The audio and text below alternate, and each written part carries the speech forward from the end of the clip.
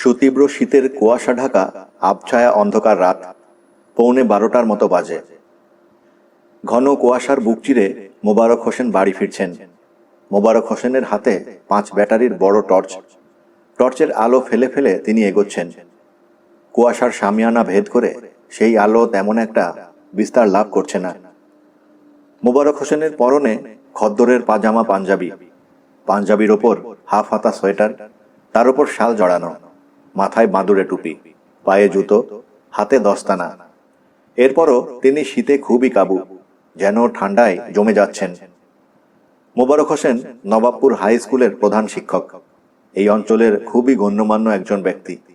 লোকে তাকে অত্যন্ত ভক্তি শ্রদ্ধা করে। তার ন্যায় নীতি, আদর্শ, সততার সুনাম সবার মুখে মুখে। আশপাশের অন্তত 10 গ্রামের বিচার সালিশিতে তাঁর ডাক পড়ে। আজও গিয়েছিলেন পাশের গ্রাম বাছিতপুরের মিয়া বাড়িতে একটা সালিশি করতে। সালিশির বিষয় খুব নোংরা। বাছিতপুরের হত দরিদ্র রহিমা বেগমের বাপ মরামে রেবা মিয়া বাড়িতে অনেক দিন ধরে ঝিয়ের কাজ করত। মেয়েটার বয়স 18-19। হারুন মিয়ার বড় ছেলে শামসু নাকি প্রেমের অভিনয় করে বিয়ের আশ্বাস দিয়ে ফুসলিয়ে দিনের পর দিন সহজ সরল রেবাকে ব্যবহার করে। এক পর্যায়ে রেবা গর্ভবতী হয়ে পড়ে। লোক জানাজানি হয়, শামসুর বিরুদ্ধে অভিযোগ ওঠে। কিন্তু শামসু সব অভিযোগ অস্বীকার করে, সব মিথ্যে বানোয়াট বলে দাবি করে। রাগে ফেটে পড়ে।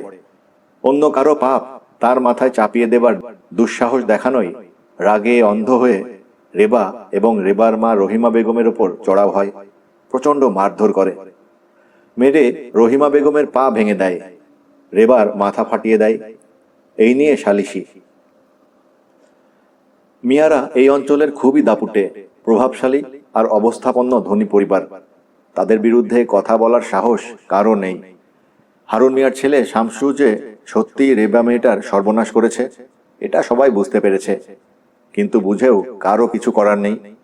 বিচারে উল্টো রেবাকে নষ্টা, চরিত্রহীনা সাব্যস্ত করে গ্রাম ছেড়ে চলে যাওয়ার নির্দেশ দেওয়া হয়। রেবা, রেবার মা সালিশদারদের হাত পা ধরে অনেক কান্নাকাটি করে, এতটা অবিচার তাদের উপর না করার জন্য। গ্রাম ছেড়ে তারা কোথায় যাবে, কোথায় থাকবে, কি করবে, কি খাবে? সালিশি শেষে মিয়া বাড়িতে সালিশদারদের খাওয়া দাওয়ার আয়োজন করা হয়। পোলাও, গলদা চিংড়ি, বড় বড় তেল কই, হাঁসের মাংস, গিলা, কলিজা, চামড়া দিয়ে করা মুগ ডালের ঘন্ট, আর সব শেষে খেজুরের রসের পায়েস। ভরপেট খাওয়া শেষে সবাই হাসি মুখে মিয়া বাড়ি থেকে বিদায় নেয়। কৃষ্ণার খালের সাঁকো পেরুলেই ওপারে নবাবপুর গ্রামের শুরু। মোবারক হোসেন সাঁকো পেরিয়ে ওপারে যাবেন। সাঁকোটা বেশ নড়বড়ে হয়ে গেছে, অনেক দিন হলো মেরামত হয়নি। সাঁকোতে উঠতেই সাঁকোটা ক্যাঁচ ক্যাঁচ শব্দ তুলে আপত্তি জানালো। খুব সাবধানে ক্যাঁচ ক্যাঁচ শব্দ তুলে মোবারক হোসেন সাঁকো পেরোতে লাগলেন। তিনি সাঁকোর মাঝ বরাবর পৌঁছে গেছেন। নিচে খালের কালো পানি টলমল করছে। শীতকাল বলে খালে পানি খুব একটা বেশি নেই। বড় একটা কি মাছ যেন হঠাৎ ঘাই মারল। টর্চের আলো ঘুরিয়ে সেদিকে তাকালেন মোবারক হোসেন। ঘাই মারা জায়গাটা থেকে অসংখ্য বুদবুদ উঠছে। বড় কোনো মাছ বোধহয়। বুদবুদের সঙ্গে পানির নিচ থেকে কি যেন একটা ভেসে উঠছে, মাছই বোধহয়। পানির ওপর থেকেই হালকা রূপালি রং বোঝা যাচ্ছে। পানির নিচ থেকে রূপালি জিনিসটা সম্পূর্ণ উপরে ভেসে উঠল। মুহূর্তে মোবারক হোসেনের চোখ রসগোল্লা হয়ে গেল। মাছটাস কিছু নয়, ছোট একটা বাচ্চার লাশ। লাশটার গায়ের রং অতিরিক্ত ফ্যাকাশে বলে পানির নিচে যখন ছিল তখন রূপালি রঙের মাছ মনে হয়েছে। বাচ্চাটা ভেসে আছে হাত পা ছড়িয়ে উপুর হয়ে, খুবই ছোট আর শীর্ণকায়। বোধহয় নির্দিষ্ট সময়ের আগে মায়ের পেট থেকে গর্ভপাত হওয়া অপরিণত বাচ্চা। পেটের নিচে নাভি থেকে একটা নাড়িও ঝুলছে। মায়ের পেটে থাকাকালীন ওই নাড়ির মাধ্যমেই মায়ের শরীরের সঙ্গে সংযুক্ত থাকে। কার না কার বাচ্চা, কোথা থেকে ভেসে এসেছে কে জানে। বাচ্চার বাবা মা, আত্মীয় স্বজনরা বা কেমন। মরা বাচ্চাটাকে এভাবে খালে ভাসিয়ে না দিয়ে মাটি চাপা দিয়ে দিলেও তো পারত।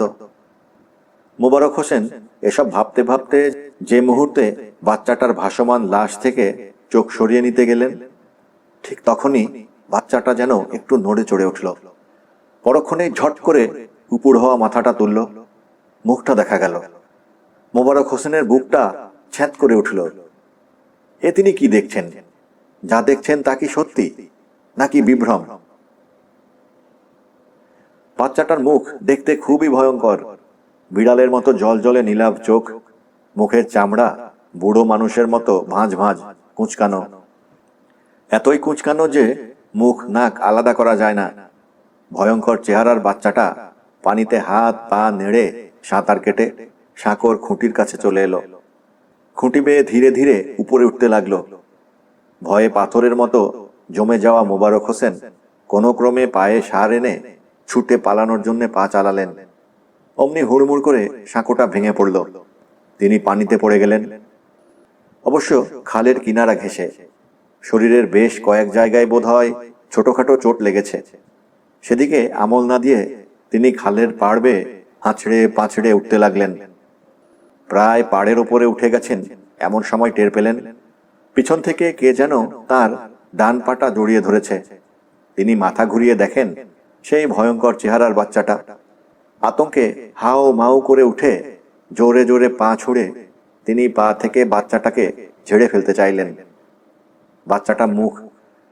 বাচ্চাটা মুখটা বিকৃত হাঁ করে অদ্ভুত ভয়ঙ্কর গা শিউরানো খিক খিক শব্দে হেসে উঠল। বাচ্চাটার মুখ ভর্তি কাঁচির আলের মতো অসংখ্য ছোট ছোট দাঁত। দাঁতগুলো দেখতে কিছুটা তরমুজের বিচির মতো। এক পর্যায়ে প্রচন্ড আক্রোশে বাচ্চাটা তার পায়ে কামড় বসালো। তিনি তীব্র ব্যথায় আকাশ বাতাস কাঁপিয়ে চিৎকার করে উঠে জ্ঞান হারালেন। খুব ভোরবেলা ভাঙা সাঁকোর পাশে অজ্ঞান অবস্থায় পড়ে থাকা মোবারক হোসেনকে উদ্ধার করল গ্রামবাসীরা। জল কাদায় তার সমস্ত শরীর মাখামাখি। গ্রামবাসীরা তাকে উপজেলা স্বাস্থ্যকেন্দ্রে নিয়ে গেল। মোবারক হোসেনের ডান পায়ের গোড়ালির ওপরে বড় একটা জখম ছাড়া তার শরীরের অন্যান্য জায়গায় তেমন কিছু ঘটেনি। সামান্য ছড়ে ছিলে গিয়েছে। তবে পায়ের জখমটা মারাত্মকই বলা যায়। অনেকখানি জায়গা নিয়ে দগদগে ঘায়ের মতো ক্ষত। উপজেলা স্বাস্থ্যকেন্দ্রের ডাক্তাররা পায়ের ক্ষতস্থানটা ভালোভাবে পরিষ্কার করে ব্যান্ডেজ করে দিয়েছেন। মোবারক হোসেনের জ্ঞান ফিরেছে। জ্ঞান ফিরতেই তিনি ভয়ার্ত চোখে ফ্যাল ফ্যাল করে চারদিকে তাকাতে লাগলেন। তার স্ত্রী দুই মেয়েকে পাশে দেখে বোধহয় আশ্বস্ত হলেন। ফ্যাঁসফেঁসে গলায় জিজ্ঞেস করলেন, আমি এখন কোথায়? মোবারক হোসেনের স্ত্রী সালেহা বেগম মোবারক হোসেনের মাথায় হাত বোলাতে বোলাতে বললেন, উপজেলা স্বাস্থ্যকেন্দ্রে। সাঁকো ভেঙে পড়লে কি করে? প্রশ্নটা শুনে মোবারক হোসেনের চোখের আতঙ্কিত ভাবটা আবার ফিরে এলো। তিনি চুপ করে রইলেন, কিছু বললেন না। সালেহা বেগম বলতে লাগলেন, রাতে তুমি না ফেরাই দুশ্চিন্তা আর ভয়ে আমাদের যে কি অবস্থা হয়েছিল, ভেবে অস্থির হয়ে উঠি। কেন তুমি ফিরছো না? তোমার কি হলো? তবে কি রাত বেশি হয়ে গেছে বলে মিয়া বাড়িতেই থেকে গেছো? ঘরে কোনো পুরুষ মানুষ না থাকায় কাউকে যে তোমার খোঁজে পাঠাবো সেটাও সম্ভব হয়নি। অত রাতে কাকে বলবো তোমার খোঁজ নিতে? ঘরে আমরা তিনজন মেয়ে মানুষ। আমাদের পক্ষে তো অত রাতে ঘর থেকে বেরোনো সম্ভব নয়। রাতটা যে কিভাবে কেটেছে। এখন তোমার কেমন লাগছে? ডাক্তাররা বলেছেন তেমন কোনো আঘাত লাগেনি। ইচ্ছে করলে বাড়ি নিয়ে যেতে পারি। মোবারক হোসেন বসে যাওয়া গলায় বললেন, বাড়ি চলে যাওয়ার ব্যবস্থাই করো। মোবারক হোসেনের বড় মেয়ে দিনা আহ্লাদি গলায় বলল, বাবা, তুমি আর রাত বিরতে বিচার সালিশ করতে যেতে পারবে না। তুমি বাড়িতে না ফেরা পর্যন্ত রাতে ভয়ে আমরা ঘুমাতে পারি না। আজ যদি তোমার মারাত্মক কিছু হয়ে যেত। মোবারক হোসেন আদর মাখা গলায় বললেন, কেন মা, কিসের ভয় পাস? দিনা বলল, চোর ডাকাতের ভয় পাই। তোমার জন্য দুশ্চিন্তা হয়। না রে মা, চোর ডাকাতের ভয় পেতে হবে না। আমার বাড়িতে চোর ডাকাত আসবে না। শুধু আমাদের গ্রামে নয়, আশপাশের অন্তত 10 গ্রামের মানুষ আমাকে ভালোবাসে, সম্মান করে। কাল তো মিয়া বাড়িতে বসে সবাই ধরল, আগামী ইলেকশনে আমাকে দাঁড় করানোর জন্য। মোবারক হোসেন সেদিনই স্বাস্থ্যকেন্দ্র থেকে বাড়ি চলে আসেন। তার পায়ের ক্ষতটা প্রায় শুকিয়ে এসেছে। 2-1 দিনের মধ্যেই বোধহয় স্কুলে যোগ দিতে পারবেন। 1 সপ্তাহের জন্য স্কুল থেকে ছুটি নিয়েছেন। সারাদিন বাড়িতেই শুয়ে বসে কাটান। এভাবে তার ভালো লাগছে না। স্কুলে অন্যান্য শিক্ষকদের ওপর খবরদারি করা, চায়ের দোকানে আড্ডা দেয়া, বিভিন্ন বিচার সালিশি করা, এর মধ্যে আলাদা একটা মজা আছে। সেই রাতে সাঁকো ভেঙে পড়ে যাওয়ার সময় কি কি ঘটেছিল পুরোটা কাউকে বলেননি তিনি। বিশেষ করে অদ্ভুত ভয়ঙ্কর চেহারার শিশুটার কথা ঘুরিয়ে অন্যভাবে বলেছেন, তিনি গ্রামের অতি গণ্যমান্য একজন ব্যক্তি। সবাই তাকে আগামী ইলেকশনে চেয়ারম্যান পদে দাঁড় করাতে চাইছে। এমন মুহূর্তে ওসব কথা জানাজানি হলে একটা কেলেঙ্কারির ব্যাপার হবে। কেউ ভাববে তার মাথায় সমস্যা আছে, কেউ আবার তাকে ভূতে পাওয়া ভাববে। তার ভাবমূর্তি নষ্ট হবে। তিনি ভয়ঙ্কর চেহারার শিশুটার কথা নিজের মধ্যেই গোপন রেখেছেন, স্ত্রী মেয়েদেরকেও বলেননি। মোবারক হোসেনের বাড়িটা দোতলা, টিন শেড। দোতলার পাশাপাশি 2 কামরায় 2 মেয়ে থাকে। নিচতলায় রান্নাঘর, খাবার ঘর, বসার ঘর এবং তাদের স্বামী স্ত্রীর শোবার ঘর। মোবারক হোসেন নিচতলার খোলা বারান্দায় কাঠের হাতলওয়ালা চেয়ারে বসে আছেন। মাগরিবের নামাজ পড়ে তিনি বারান্দায় এসে বসেছেন। স্ত্রীকে চা দিতে বলেছেন। তার স্ত্রী সালেহা বেগম রান্নাঘরে চা বানাতে গেছেন। মেয়েরা দোতলায়। তিনি একা একা বসে আছেন। ধীরে ধীরে তরল অন্ধকার গাঢ় হচ্ছে। হঠাৎ তার চোখ পড়ল উঠানের নারকেল গাছটার দিকে। নারকেল গাছটা বেয়ে কি যেন একটা উপরে উঠছে। বিড়াল বা কাঠবিড়ালি জাতীয় কিছু হবে হয়তো। অন্ধকারে ঠিক বোঝা যাচ্ছে না, শুধুমাত্র কালো একটা শারীরিক অবয়ব দেখা যাচ্ছে। ভালোভাবে লক্ষ্য করে তিনি চমকে উঠলেন। বিড়াল বা কাঠবিড়ালি জাতীয় কিছু নয়, একটা ছোট্ট বাচ্চা। সেই রাতে সাঁকোর কাছে দেখতে পাওয়া সেই বাচ্চাটা। মুহূর্তে তিনি মাঘ মাসের শীতেও ঘেমে নেয়ে উঠলেন। গা থেকে চাদরটা খুলে ফেললেন। বাচ্চার অবয়বটা ধীরে ধীরে নারকেল গাছের মাথায় পৌঁছে মাথার ঝোপের অন্ধকারে মিলিয়ে গেল। সালেহা বেগম চা নিয়ে বারান্দায় এসে মোবারক হোসেনের চেহারা দেখে খুবই আশ্চর্য হয়ে জিজ্ঞেস করলেন, কি হয়েছে তোমার, এমন দেখাচ্ছে কেন? মোবারক হোসেন বসা গলায় বললেন, না কিছু না। এরপরই গলা খাকারি দিতে লাগলেন, যেন গলায় কফ জমে আছে। গলা পরিষ্কার করছেন। কিছু না, তবে তোমার চেহারা এমন দেখাচ্ছে কেন? কপালে ঘাম, মুখ শুকিয়ে এতটুকু হয়ে গেছে, যেন কোনো কিছু দেখে ভয় পেয়েছ। মোবারক হোসেন বিরক্ত হওয়া গলায় বললেন, বললাম তো কিছু না। চা এনেছ? চা দাও। সালেহা বেগম বললেন, কয়েকটা কুমড়ো ফুলের বড়াও ভেজে এনেছি, তাই তো চা নিয়ে আসতে দেরি হলো। মোবারক হোসেন কুমড়ো ফুলের বড়া নিলেন না। চায়ের কাপ হাতে নিয়ে ছোট ছোট চুমুক দিতে লাগলেন। এমন সময় বাড়ির সামনের রাস্তা থেকে স্কুলের দপ্তরি সালামের গলার আওয়াজ ভেসে এলো। ও স্যার, স্যার, স্যার বাড়িতে আছেন? মোবারক হোসেন গলার স্বর উঁচু করে ডাকলেন, কে, সালাম নাকি? আসো, এদিকে আসো। উঠান পেরিয়ে দপ্তরি সালাম বারান্দায় এসে পৌঁছলো। সালাম আলাইকুম স্যার। স্যারের শরীরটা এখন কেমন, হেই খোঁজ নিতে আইলাম। বসো সালাম, বসো। শরীর এখন বেশ ভালো। 2-1 দিনের মধ্যেই মনে হয় স্কুলে জয়েন করতে পারবো। সালেহা বেগমের দিকে তাকিয়ে যোগ করলেন, যাও সালামের জন্য চা নিয়ে এসো। কুমড়ো ফুলের বড়া ভরা প্লেটটা সামনেই, সেদিকে তাকিয়ে বললেন, নাও বড়া খাও সালাম। তোমার ভাবি এই একটু আগে ভেজে এনেছে, এখনো বোধহয় গরম আছে। মোবারক হোসেন দপ্তরি সালামকে খুবই পছন্দ করেন। সালাম তার অত্যন্ত আস্থাভাজন লোক। সালাম মোড়ায় বসে প্লেট থেকে বড়া তুলে নিয়ে কামড় বসিয়ে চিবোতে চিবোতে বলল, ঘটনা শুনছেন স্যার? কি ঘটনা? বাসিতপুরের মিয়া বাড়িতে এই দিন যে রহিমা আর রহিমার মায়ার সালিশিতে গেছিলেন, এই রহিমা আর রহিমার মাইয়া রেবা আজ ট্রেনের নিচে কাটা পইড়া মারা গেছে। সবাই কয় মনে হয় আত্মহত্যা করছে। কি বলো? মা মেয়ে দুজনেই ট্রেনের নিচে পড়ে আত্মহত্যা করেছে? হ স্যার, ভালোই হয়েছে। রহিমার মাইয়া রেবা মাঙ্গি তো একটা খাঙ্গা ছিল, দেখেন না কার লগে আকাম কুকাম কইরা পেট বাঁধাইছিল। এরপর মিয়া বাড়ির পোলার ঘাড়ে চাপাইতে চাইছিল, মনে করছে যদি কিছু জরিমানা আদায় করণ যায়। তা তো সেদিন সালিশিতে অগ গ্রাম ছাড়নের নির্দেশ দেয়া হয়, এই কারণেই মনে হয় আত্মহত্যা করছে। গ্রাম ছাইড়া যাইবে কোথায়? তয় হানকি পাড়ায় গিয়া উঠতে পারত। মোবারক হোসেনের মনটা খারাপ হলো।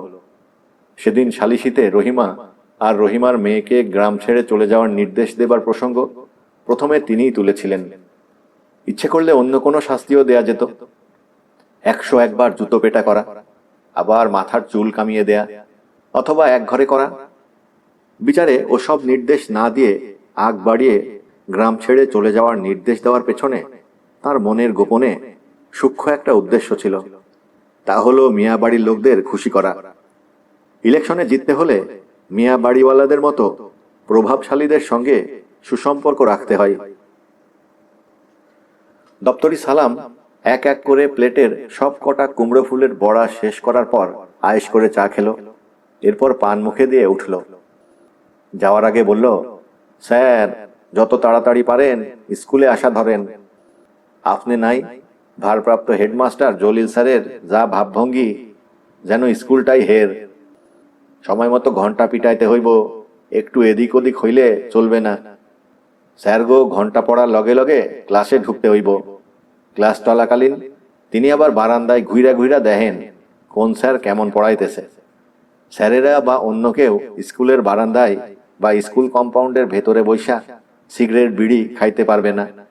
এহানে সেহানে পানের পিক ফেলান যাইবে না। ঝামেলার একসা। 2 দিনের বৈরাগীর এত নাচার দরকার কি? মোবারক হোসেনের বড় মেয়ে দিনা হাজি আব্দুল কাদের কলেজের ইন্টারমিডিয়েটের ছাত্রী। ছোট মেয়ে মিনা ক্লাস 10-এ পড়ে। 2 বোনের মধ্যে খুব ভাব। প্রতি রাতে ঘুমানোর আগে তারা দুজন অনেকক্ষণ গুটুর গুটুর নানান গল্প করে। তাদের দুজনার কামরা দোতলায় পাশাপাশি। ঘুম চলে আসার পর যে যার কামরায় ঘুমাতে চলে যায়। আজও 2 বোন গল্প করছে। হঠাৎ দিনা গল্প থামিয়ে কান খাড়া করে কিছু শোনার চেষ্টা করতে লাগলো। তার মনে হচ্ছে ঘরের টিনের চালের ওপর কেউ খুব সাবধানে পা টিপে টিপে হাঁটছে। মচ মচ মৃদু শব্দ হচ্ছে। সে খুবই ভীতু টাইপের মেয়ে। ভয়ে জড়সড় হয়ে ফিসফিস করে মিনাকে বলল, ঘরের চালের উপর কেউ রয়েছে, আড়ি পেতে আমাদের কথা শুনছে। মিনা হাসতে হাসতে বলল, খেয়ে থাকবে, কি যে বলো আপু, বিড়াল টিড়াল হবে হয়তো। না রে, কেউ আছে। সে শুধু আমাদের কথাই শুনছে না, আমাদেরকে দেখছেও। আমার যেন কেমন গা ছমছম করছে। আপু তুমি যে কি, কে আমাদের দেখবে? ঘরের দরজা জানলা সব বন্ধ, কিভাবে দেখবে? জানি না, কিন্তু আমার মনে হচ্ছে কেউ আমাদের দেখছে। বুঝেছি, তোমার ঘুম পেয়েছে। ওঠো, আজ আর গল্প করার দরকার নেই, যে যার রুমে ঘুমাতে চলে যাই। এমনিতেও আজ যা শীত পড়েছে, লেপের ভেতরে ঢুকলেই আরাম। যে যার কামরায় ঘুমাতে চলে গেল। দিনার গা ছমছমে ভাবটা কিছুতেই কাটছে না। তার বারবারই মনে হচ্ছে কেউ তাকে আড়াল থেকে দেখছে। সে লেপের ভেতর ঢুকে লেপ মুড়ি দিয়ে ফেলল। অনেকক্ষণ কেটে গেছে, দিনার চোখে ঘুম নেই। মিনা বোধহয় ঘুমিয়ে পড়েছে। মিনার কামরা থেকে কোনো আওয়াজ পাওয়া যাচ্ছে না। হঠাৎ দিনার মনে হলো কেউ তার খাটের নিচে রয়েছে। মৃদু খচ মচ আওয়াজ হচ্ছে। এই তো, আবার কাগজ ছেঁড়ার মতো শব্দ হলো। দিনা ভয়ে এতটুকু হয়ে গেল, শক্ত কাঠ হয়ে পড়ে রইল। লেপের নিচ থেকে মুখ বের করে মিনাকে যে ডাকবে, তাও সাহসে কুলাচ্ছে না। কিছুক্ষণ বাদে সমস্ত আওয়াজ থেমে গেল। নেমে এলো ভুতুড়ে নীরবতা। দিনা শরীর ও মনের সমস্ত শক্তি একত্রিত করে লেপের ভেতর থেকে বের হয়ে উঠে বসল। তার খুব পিপাসা পেয়েছে। টেবিলের ওপর পানি ভর্তি জগ আর গ্লাস রয়েছে। দিনা বিছানা থেকে নেমে আলো জ্বালল। ঘর আলোকিত হতেই মনে হলো টেবিলের নিচ থেকে কিছু একটা চোখের পলকে খাটের নিচে গিয়ে লুকোলো। দিনার বুকটা ধক করে উঠল। পরক্ষণেই ধরে ফেলল আসলে কি ব্যাপার। বুঝতে পারল খাটের নিচে এতক্ষণ কিসের আওয়াজ হয়েছে। দিনার খাটের নিচে অনেকগুলো বই রয়েছে, সরকারি বই। সরকারের তরফ থেকে এই বই বিনামূল্যে স্কুলের ছাত্রীদের মধ্যে বিতরণ করার জন্য দেওয়া হয়েছে। তার বাবা নামে মাত্র কিছু বই ছাত্রদের মধ্যে বিলি করে বাকিটা বাড়িতে নিয়ে এসেছেন। মিনার খাটের নিচেও রাখা হয়েছে, তার বাবা মায়ের খাটের নিচেও আছে অনেক বই। বইয়ে ঘর বোঝাই। বইগুলো কয়েকদিনের মধ্যে শহরের লাইব্রেরি থেকে লোক এসে রাতের আঁধারে ভ্যান বোঝাই করে নিয়ে যাবে। দরদাম আগেই ঠিক করে রেখেছে, বেশ মোটা অঙ্কের টাকা পাবেন তার বাবা। সেই নতুন বইয়ের গন্ধেই বোধহয় খাটের নিচে ইঁদুর এসে জুটেছে। এতক্ষণ সেই ইঁদুরের বই কাটার আওয়াজই পেয়েছে, অথচ সে মনে করেছে কি না কি, শুধু শুধু ভয়ে আধমরা হয়েছে। আলো জ্বালার পরও একটা ইঁদুর টেবিলের নিচ থেকে ছুটে খাটের নিচে ঢুকেছে। ইঁদুরের কাণ্ড বুঝতে পেরে মুহূর্তে দিনার মন থেকে সমস্ত ভয় কর্পূরের মতো উবে গেল। সে এগিয়ে গিয়ে খাটের নিচে উঁকি মারল, ইঁদুর কতগুলো বইয়ের সর্বনাশ করলো দেখার জন্য। হায় হায়, ইঁদুর তো অনেকগুলো বই কেটে কুটি কুটি করেছে। দিনা খাটের নিচে খানিকটা এগিয়ে গেল আরো ভালোভাবে দেখার জন্য। খাটের নিচটা বেশ অন্ধকার, তার মধ্যে স্তূপ স্তূপ করে রাখা বই। অন্ধকারে কিছুটা চোখ সয়ে আসতেই দিনার চোখে পড়ল বিড়ালের মতো সাদা রঙের কি যেন একটা ঘাপটি মেরে খাটের নিচে এক কোনায় বসে আছে, চোখ দুটো জল জল করছে। ইঁদুর ধরার লোভে মনে হয় বিড়ালও এসে জুটেছে। বিড়ালটা ধীরে ধীরে দিনার দিকে এগিয়ে আসতে লাগলো। ক্রমশ দিনার চোখে প্রাণীটা স্পষ্ট হচ্ছে। কি আশ্চর্য, ওটা তো বিড়াল নয়, খুবই ছোট একটা মানব শিশু, যেন এইমাত্র মায়ের পেট থেকে বেরিয়েছে। সমস্ত গা আঠালো তরলে মাখামাখি, গায়ের রং শ্বেতি রোগীদের মতো, কুৎসিত ভয়ঙ্কর চেহারা, চার হাতে পায়ে হামাগুড়ি দিয়ে এগোচ্ছে। কিছু বুঝে উঠবার আগেই বাচ্চাটা এসে লাফ দিয়ে প্রচন্ড আক্রোশে দিনার গলা পেঁচিয়ে ধরল। দম বন্ধ হয়ে এলো দিনার। হাঁস ফাঁস করতে করতে দিনা দুহাতে টেনে বাচ্চাটাকে গলা থেকে ছাড়াতে চাইছে। কিছুটা আলগাও করে ফেলল, তারপর বিকট চিৎকার দিয়ে উঠল। পরক্ষণেই জ্ঞান হারিয়ে লুটিয়ে পড়ল। দিনার চিৎকার শুনে পাশের কামরা থেকে ধড়মড় করে মিনা জেগে উঠে ছুটে এলো। দিনাকে অজ্ঞান অবস্থায় পড়ে থাকতে দেখে চেঁচিয়ে বাড়ি মাথায় তুলল। নিচতলা থেকে তাদের বাবা মাও ছুটে এলেন। সবাই মিলে ধরাধরি করে দিনাকে বিছানায় শুইয়ে দিল। চোখে মুখে পানি ছিটানোর পর দিনার জ্ঞান ফিরল। জ্ঞান ফিরতেই দিনা তড়াক করে লাফিয়ে উঠে বসে ভয়ে কাঁপতে কাঁপতে বিকারগ্রস্তের মতো এলোমেলো বকতে লাগলো। বাচ্চা, বাচ্চা, ছোট্ট একটা বাচ্চা, একেবারে ছোট বাচ্চা, মানুষের মতো দেখতে, কিন্তু মানুষের বাচ্চা নয়। আমাকে মেরে ফেলতে চাইছিল, খাটের নিচে ছিল ওটা। মিনা এবং সালেহা বেগম দিনাকে দুপাশ থেকে আগলে ধরে মাথায় পিঠে হাত বোলাতে বোলাতে নানানভাবে বুঝিয়ে শান্ত করতে চাইছে। মোবারক হোসেন চিন্তিত মুখে খাটের নিচে টর্চের আলো ফেলে ফেলে দেখতে দেখতে বলতে লাগলেন, কই, খাটের নিচে তো কিছু নেই, তবে অনেকগুলো বই ইঁদুরে কেটেছে। মনে হয় ইঁদুর দেখেই ভয় পেয়েছে। অনেক সময় বড় ধাড়ি ইঁদুর প্রায় মানুষের ছোট বাচ্চার সাইজের হয়, নাকি কোনো বিড়াল ছিল কে জানে। মোবারক হোসেন মুখে ওসব বললেও মনে মনে তিনি বেশ শঙ্কিত। তিনি নিজেই তো সেই রাতে সাঁকোর ওখানে ওরকম একটা ভৌতিক শিশুর মুখোমুখি হয়েছিলেন। দুদিন আগে সন্ধ্যায় উঠানের নারকেল গাছেও তো তিনি সেই শিশুটাকে দেখতে পেয়েছেন। তবে কি সেই রাতে সাঁকোর ওখান থেকে অশরীরীটা তার পিছু নিয়ে বাড়ি পর্যন্ত এসে গেছে? এখন বাড়ির অন্যান্যদের ভয় দেখাতে শুরু করেছে। ভালো একটা ওঝা ডেকে বাড়ি থেকে ভূত প্রেত তাড়ানোর ব্যবস্থা নিতে হবে। মোবারক হোসেন নাম করা এক ওঝা ডেকে এনে বাড়িতে ঝাড়ফুঁক করান। বাড়ির সীমানার চার কোনায় চারটা তাবিজ মাটিতে পুঁতে বাড়ি বন্ধ করান। এমনকি বাড়ির প্রত্যেকের জন্য শরীর বন্ধ তাবিজও গ্রহণ করেন। বিভিন্ন দোয়া দরুদ মন্ত্র পড়ে ফুঁ দেয়া মন্ত্রপুত গোলাপ জলের পানি সমস্ত বাড়িতে ছিটানো হয়। ওঝার মাধ্যমে এভাবে বিভিন্ন পদ্ধতিতে বাড়ি শুদ্ধি করানো হয়। এরপর প্রায় 1 মাস কেটে গেছে, আর কোনো অস্বাভাবিকতার মুখোমুখি হয়নি বাড়ির কেউ। সবকিছু আবার আগের মতো স্বাভাবিক নিয়মেই চলছে।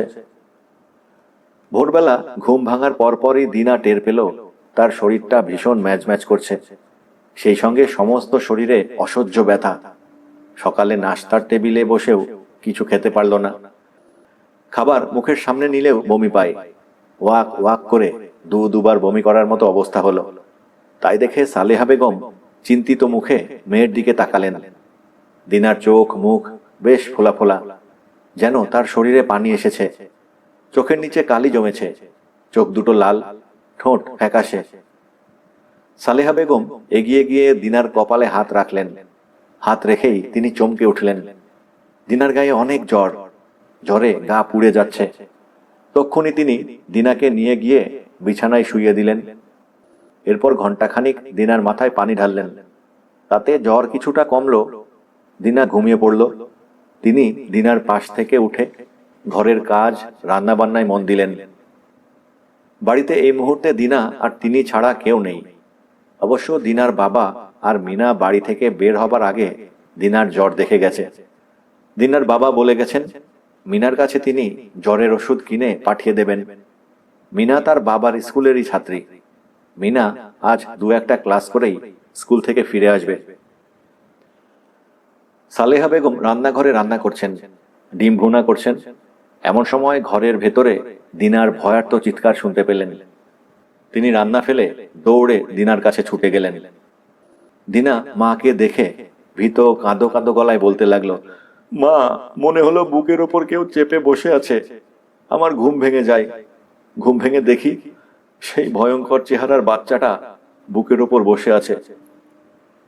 দিনার কথা শুনে সালেহা বেগম বুঝতে পারলেন দিনা জ্বরের ঘরে উল্টো পাল্টা দেখেছে।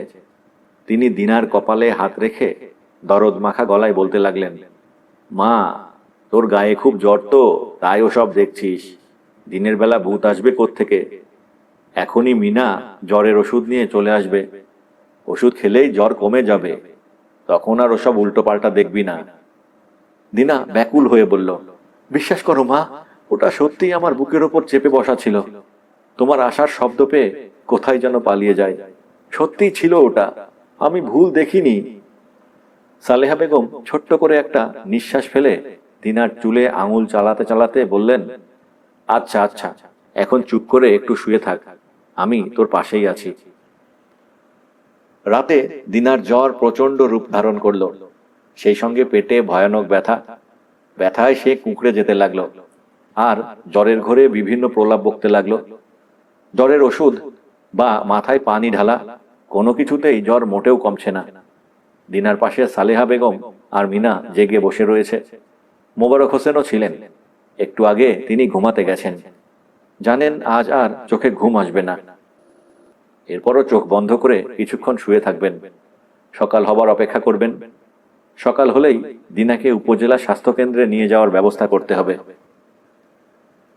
উপজেলা স্বাস্থ্যকেন্দ্রের ডাক্তাররা দিনার শরীরের বিভিন্ন পরীক্ষা নিরীক্ষার সাথে পেটের আল্ট্রাসোনোগ্রাফিও করেন। পেটের আল্ট্রাসোনোগ্রাফিতে দেখা যায় দিনা গর্ভবতী, পেটে 3 মাসের বাচ্চা। বিষয়টা তারা মোবারক হোসেন এবং সালেহা বেগমকে জানান। কথাটা শোনার পর সালেহা বেগম কান্নায় ভেঙে পড়েন। হায় হায়, তার মেয়ের এমন সর্বনাশ কে করল? মোবারক হোসেন রাগে পাগলের মতো হয়ে যান। মুহূর্তে মেয়ের প্রতি সমস্ত ভালোবাসা রূপ নেয় ঘৃণায়।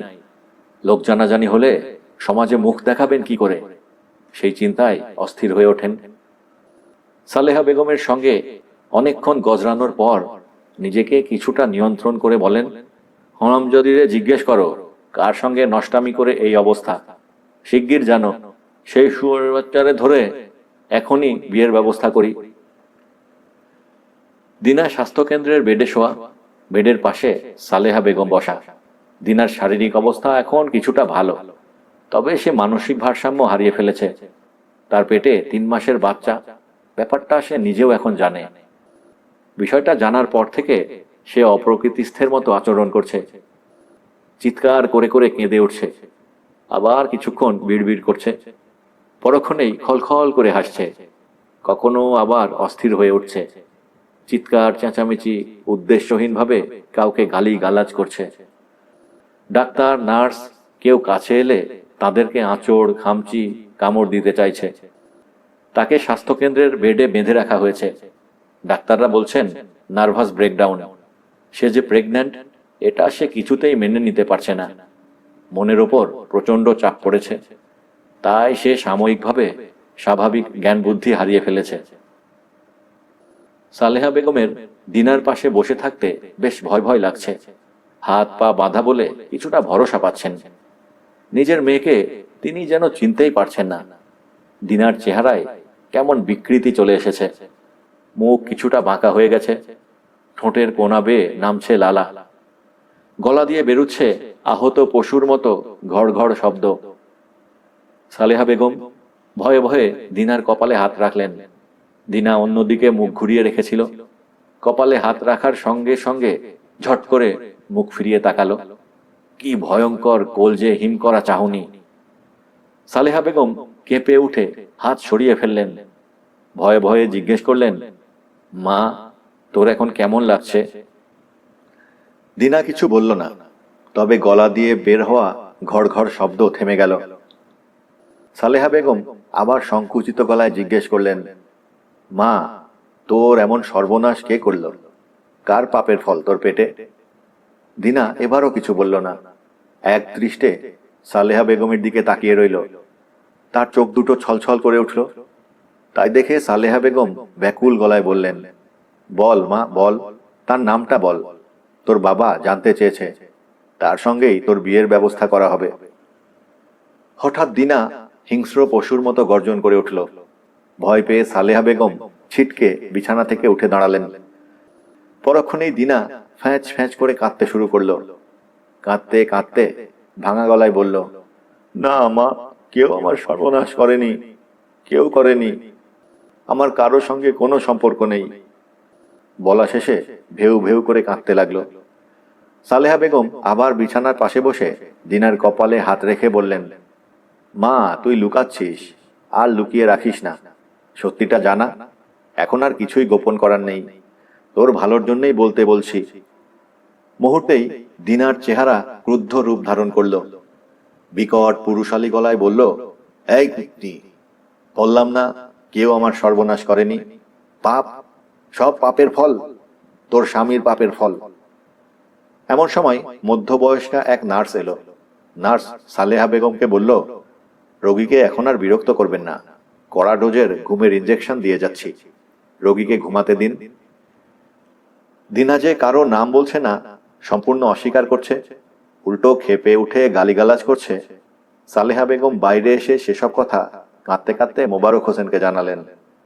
সব শুনে প্রথমে মোবারক হোসেন প্রচন্ড হুঙ্কার চেঁচামেচি গর্জন করতে লাগলেন, হারামজাদি ওর নাগরের নাম বলবে না, হারামজাদিরে জ্যান্ত মাটি চাপা দেব, গর্ত করে গলা পর্যন্ত পুঁতে পাথর মারতে মারতেই মেরে ফেলবো, আবার তেজ দেখায়, গালিগালাজ করে। গজরাতে গজরাতে মোবারক হোসেন কেমন চুপ মেরে গিয়ে দিনার বলা তোর স্বামীর পাপের ফল কথাটা নিয়ে ভাবনায় পড়ে যান। এই কথার মানেটা কি? কথাটা সালেহা বেগমকে বলেছে। সালেহা বেগমের স্বামী মানে তিনি এমন কি পাপ করেছেন যাতে তার নিজের অবিবাহিতা মেয়ে গর্ভবতী হয়ে পড়েছে? কি কুৎসিত কথা, ছি! মোবারক হোসেন গভীর চিন্তায় ডুবে গেলেন। অনেক বছর আগের একটা ঘটনা মনে পড়ল। তখন তার যুবক বয়স, বিয়ে শাদী করেননি। বর্তমানে তার মালিকানাধীন যে বাড়িটি, ওই বাড়িতেই একসময় তাদের এবং তার চাচার ঘর ছিল পাশাপাশি। তার বাবা এবং চাচার পৈতৃক সূত্রে পাওয়া বাড়ি। বাড়িতে তাদের দুই ভাইয়ের সমান ভাগ ছিল। মোবারক হোসেনের বাবা ঠিকাদারি করতেন, তাই তাদের আর্থিক অবস্থা খুবই ভালো ছিল। অন্যদিকে চাচার অবস্থা ছিল খুবই শোচনীয়। তিনি ছিলেন জনমভর ভয়ানক অ্যাজমার রোগী। সারা বছর বিছানায় পড়ে থাকতেন। রোগের কারণে কাজকর্ম কিছুই করতে পারতেন না। মানুষের কাছে হাত পেতে ধার দেনা করে কোনো রকমে তার সংসার চলত। মোবারক হোসেনদের সুবিশাল দোচালা টিনের ঘরের পাশে চাচার বাঁশের চাটাই আর গোল পাতার ছাউনির তৈরি ঘরটা ছিল একেবারেই বেমানান। সেই ঘরেই চাচা তার মা মরা একমাত্র মেয়ে শেফালিকে নিয়ে থাকতেন। চাচার মেয়ে শেফালি মোবারক হোসেনের চেয়ে বয়সে ৩-৪ বছরের ছোট ছিল। শেফালি মোবারক হোসেনদের ঘরে বলা যায় কাজের মেয়ের মতো সাংসারিক বিভিন্ন কাজকর্ম করে দিত, সারাদিন খাটত। বিনিময়ে শেফালি এবং শেফালির বাবাকে তাদের ঘর থেকে দুবেলার খাবার দেয়া হতো। কিভাবে যেন শেফালির সঙ্গে মোবারক হোসেনের প্রেমের সম্পর্ক গড়ে ওঠে। সেই সম্পর্ক এক পর্যায়ে রূপ নেয় দৈহিক মেলামেশায়। একসময় শেফালি গর্ভবতী হয়ে পড়ে। শেফালি সেই কথা মোবারক হোসেনকে জানায়, বিয়ের কথা বলে। মোবারক হোসেন ভয়ানক ক্ষেপে উঠে বিয়ে করতে অস্বীকৃতি জানান। কারণ তিনি অবস্থাপন্ন বাপের একমাত্র ছেলে, উচ্চশিক্ষিত, লম্বা চওড়া, চেহারা সুরতও ভালো। কোথায় তার অবস্থান আর কোথায় শেফালি? শেফালির চেহারাও তেমন ভালো না, গায়ের রং শ্যামলা। শেফালির মতো মেয়েদের ব্যবহার করা যায়, বিয়ে করে ঘরের বউ বানানো যায় না। তার জন্যে কত ভালো ভালো সম্বন্ধ আসছে। মেয়ের বাবারা নগদ টাকা সহ অনেক কিছু যৌতুক দিতে চাইছে। সেসব মেয়ে দেখতেও শেফালির চেয়ে অনেক সুন্দর। সেখানে হতদরিদ্র শেফালিকে বিয়ে করবেন কোন দুঃখে? শেফালি হাতে পায়ে পড়ে অনেক কান্নাকাটি করে, কিন্তু কিছুতেই মোবারক হোসেনের মন গলে না। উল্টো হুমকি দেন, শেফালি যদি তার নাম মুখেও নেয় তাহলে গ্রামের সবার কাছে শেফালিকে নষ্টা ভ্রষ্টা প্রমাণ করে শেফালি এবং তার বাবাকে গ্রাম ছাড়া করবেন। শেফালি মেয়েটা ভালো ছিল, মুখচোরা লাজুক স্বভাবের। কাউকে কিছু না বলে একদিন গলায় দড়ি দিয়ে আত্মহত্যা করে। মোবারক হোসেন হাঁপ ছেড়ে বাঁচেন। কিছুদিন বাদে সালেহা বেগমের সঙ্গে ধুমধাম করে তার বিয়ে হয়। তবে একটা পথের কাঁটা থেকে যায়, তা হলো শেফালির বাবা। শেফালির বাবা বোধহয় শেফালির আত্মহত্যার কারণ কিছুটা বুঝতে পেরেছিলেন। মেয়ের মৃত্যুর পর অসুস্থ রুগ্ন লোকটা কেমন অপ্রকৃতিস্থের মতো হয়ে যান। সারাক্ষণ চিৎকার করে করে মেয়ের নাম করে বিলাপ করতে থাকেন। রাতের বেলা বিলাপগুলো খুব কানে লাগত।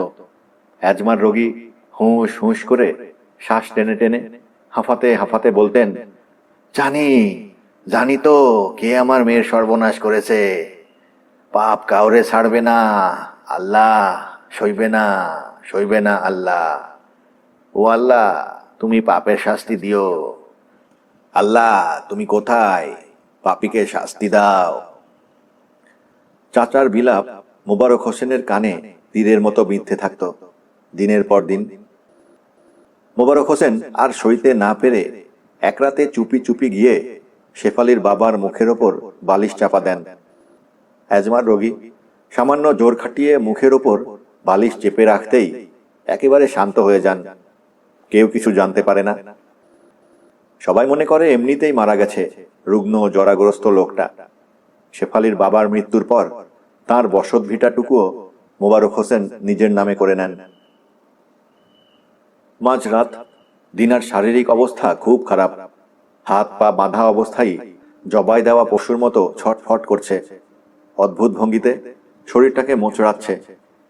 গলা দিয়েও বের হচ্ছে জান্তব শব্দ। ডাক্তাররা বুঝতে পারছেন দিনার ভয়ঙ্কর পেটে ব্যথা হচ্ছে। তারা একটার পর একটা ব্যথানাশক ইঞ্জেকশন দিচ্ছেন, কিন্তু কোনো কাজ হচ্ছে না। দিনার পেটটা ঢোলের মতো হয়ে গেছে। স্পষ্ট দেখা যাচ্ছে পেটের ভেতর কিছু নড়াচড়া করছে। সারা পেট জুড়ে ঘুরে বেড়াচ্ছে, যেন পেটের ভেতর থেকে পেট চিরে বেরিয়ে আসতে চাইছে।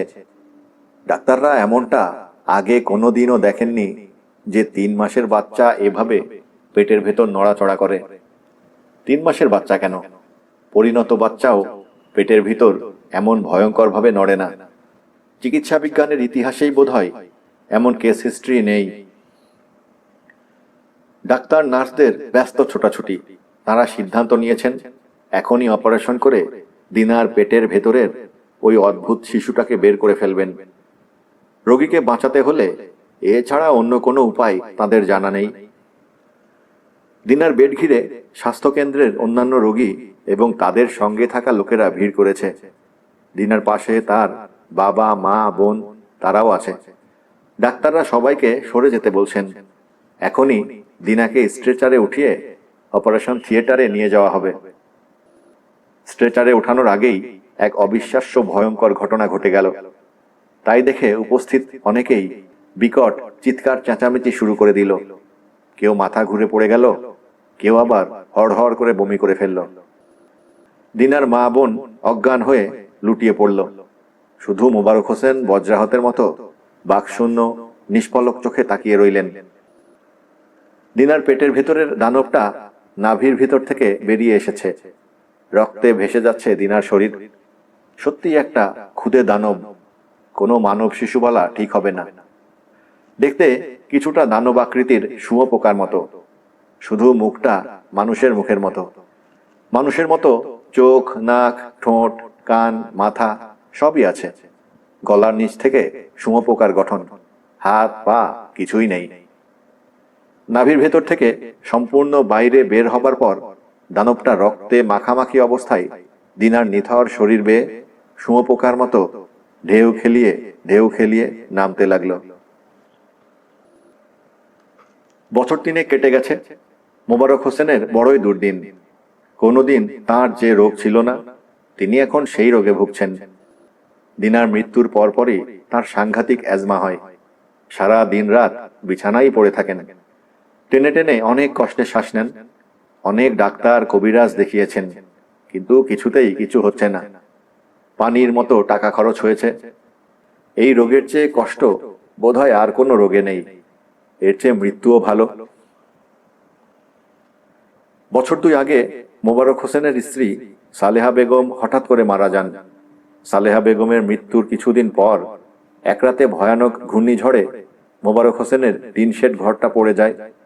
তিনি আর তার ছোট মেয়ে মিনা ভাগ্যক্রমে বেঁচে যান। রোগে শোকে তার আর্থিক অবস্থা এমনিতেই একেবারে তলানিতে। তার উপর ঘর পড়ে যাওয়ায় তিনি মহা বিপদে পড়েন। কোনো মতে বাঁশের চাটায় আর গোলপাতার ছাউনির একটা মাথা গোঁজার ঠাঁই করে নেন। মোবারক হোসেন তার বাড়িটা বিক্রি করে দিতে চাইছেন, তাও পারছেন না। তার বাড়ির কাগজপত্র দলিল নাকি ঠিক নেই। কেউ তার বাড়ি কিনতে চাইছে না। তবে বর্তমান চেয়ারম্যান দবির ব্যাপারী কম দামে বাড়িটা কিনতে আগ্রহী। দবির ব্যাপারী অত্যন্ত ধুরন্ধর প্রকৃতির লোক। কম দামে বাড়িটা কিনে কাগজপত্র ঠিক করে নেবে। মোবারক হোসেনের আর্থিক অবস্থা যে পর্যায়ে এসে পৌঁছেছে, তাতে বোধহয় শেষ পর্যন্ত দবির ব্যাপারীর কাছেই বাড়িটা বিক্রি করে দিতে হবে। বলা যায় ওষুধ কিনে খাওয়ার মতো সামর্থ্যও ফুরিয়ে এসেছে। ছোট মেয়ে মিনা সংসারের জন্য কিছু করার চেষ্টা করছে। সে এইচএসসি পাশ করার পর থেকে বিভিন্ন বাড়ি বাড়ি গিয়ে ছোট ছোট বাচ্চাদের টিউশনি করে। খুবই সামান্য আয়। তবে কয়েক মাস ধরে একটা ভালো টিউশনি পেয়েছে। চেয়ারম্যান দবির ব্যাপারীর বড় ছেলের মেয়েকে পড়ানো।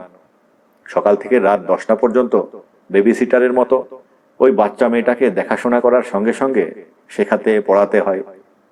আজকাল অবশ্য মিনাকে বাচ্চা মেয়েটার দেখাশোনার ফাঁকে ফাঁকে চেয়ারম্যান বাড়ির বিভিন্ন সাংসারিক কাজকর্মেও হাত লাগাতে হয়। রাতে মিনা চেয়ারম্যান বাড়ি থেকে টিফিন ক্যারিয়ারে করে তাদের বাপ বেটির জন্য খাবার নিয়ে ফেরে। মাঝে মাঝে একটা ব্যাপার লক্ষ্য করে মোবারক হোসেন খুব চিন্তিত হয়ে পড়েন। তা হলো প্রায়ই রাতে চেয়ারম্যান বাড়ি থেকে ফেরার পর মিনা লুকিয়ে ফুঁচফুঁচ করে কাঁদে। সেই রাতে মিনা কিছু খায়ও না, না খেয়েই শুয়ে পড়ে। তিনি শুনেছেন চেয়ারম্যানের ছোট ছেলেটা নাকি লম্পট স্বভাবের। কে জানে সেই লম্পটটা মিনার সঙ্গে কোনো বদমাইশি করার চেষ্টা করে কি না। গরিব হওয়ার অনেক জ্বালা, গরিবদের অনেক কিছুই মুখ বুজে সইতে হয়।